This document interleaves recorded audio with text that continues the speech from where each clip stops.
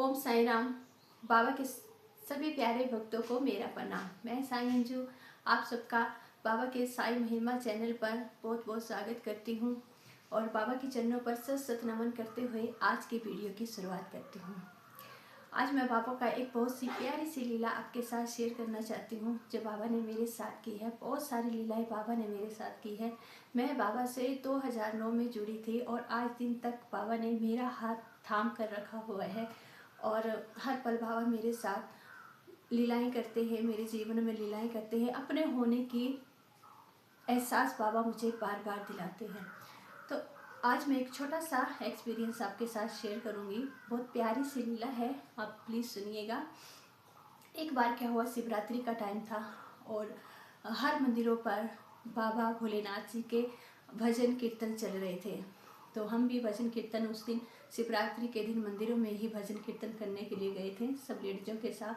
तो एक डिवोटी थी भोले बाबा की जो बीमार थी और वो मंदिर में नहीं आ पाई थी उस वक्त। तो उन्होंने क्या किया कि दूसरे दिन सब लेडीजों को अपने घर पर बुला लिया कि मैं घर पर ही भोले बाबा के महादेव के भजन कीर्तन करवा लूँगी।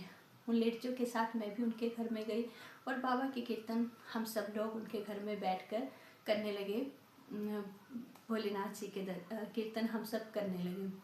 तो उनके घर के अंदर जब मेरे ऐसे रूम के अंदर जब एक झलक गई तो वहाँ पर सिटी साईं बाबा का एक स्वरूप वहाँ पर लगा हुआ था।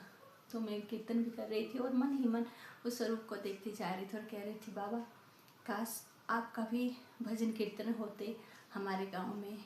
तो मैं भी सब लड़कियों के साथ मिलकर काश मैं भी आपके भजन कीर्तन करने के लिए जाती। मुझे बहुत खुशी होती, जैसे भोलेनाथ जी के कीर्तन हम कर रहे हैं उसके लिए बहुत खुशी है, लेकिन आपके कीर्तन करती तो मुझे और भी ज़्यादा खुशी होती बाबा। तो ऐसा मेरे मन में चल रहा था। तो क्या होता है कि भजन कीर्तन करके हम सब लोग अपने घर आ गए और जब मैं रात को सोती हूँ तो बाबा के स्वप्न सिर्फ स्वप्न नहीं होते हैं, ये एक रियल है। बाबा अपने भक्तों को, हम इतने तो है नहीं कि बाबा हमेशा हमें साक्षात दर्शन दे दे हमें।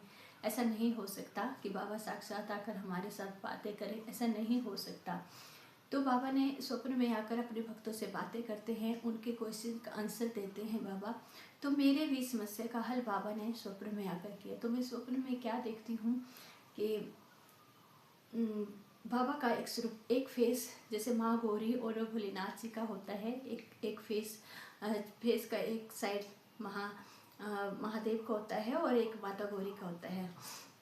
तो उसी तरह बाबा का एक साइड का फेस बाबा का दिखा और एक साइड का भोलेनाथ जी का दिखा। इतना सुंदर स्वरूप मुझे स्वप्न में दिखा।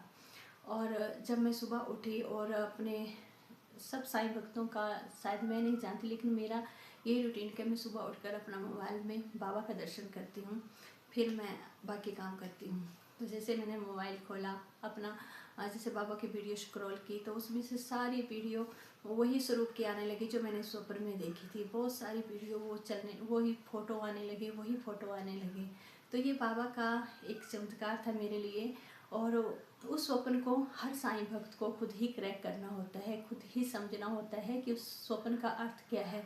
उसको समझाने वाला भी तो कोई नहीं होता, बाबा हमें खुद ही उसे क्रैक करना होता है। तो मैंने उसको ऐसे ही क्रैक कर लिया कि बाबा कहते थे कि आप मुझे किसी भी रूप में मानो, चाहे भोले बाबा के रूप में मानो या फिर साईं के रूप में, आप जिस भी रूप में मानोगे मैं आपकी सुनूंगा।